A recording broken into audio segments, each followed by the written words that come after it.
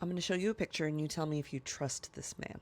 This is John Nelson Darby. He was born in England, then he fled to Ireland, then he fled Ireland for America, then he went back to London. And around 1820, he invented the idea of the Christian rapture.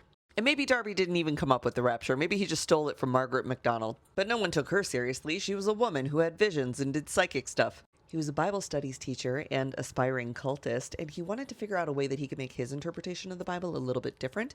So what he did was say that someday all the good people would be taken up into the heavens by Jesus. And then a period of great tribulations would happen where all this horribleness happened while all the good people were up in heaven. But before Jesus could take all the good people up to heaven, or before the rapture could come, all the Jewish people needed to reconquer Israel. So after all the Jewish people were used as either slaves or soldiers to completely conquer all of Israel again, then Jesus would come back and he would give the Jewish people the opportunity to convert to Christianity. And then if they did that, they also would get to go up in the rapture. But if they didn't, then they would just be a part of the people who were left behind and totally killed. Then after God washed the world free of all sin and all people who weren't Christians, then the good Christian people would maybe get to come back down and live in a sort of paradise, I guess.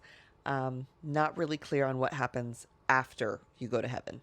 That said, I would not start giving away all of your money and clothing. But if you're going to prepare for the rapture that's allegedly coming on Tuesday, you should give some of your money to my friend, the Barefoot Neighbor, okay? Because he helped me out with a fundraiser I was doing at the beginning of the summer for kids in New Orleans who weren't going to be able to have meals over the summer. And right now, he is raising $1 million on TikTok and Instagram for 20 different charities. It's everything from food shelters to veterans benefits to wigs for kids with cancer. This guy, questionably trustworthy. This guy, though, one of the greatest dudes on the planet who actually fulfills his promises.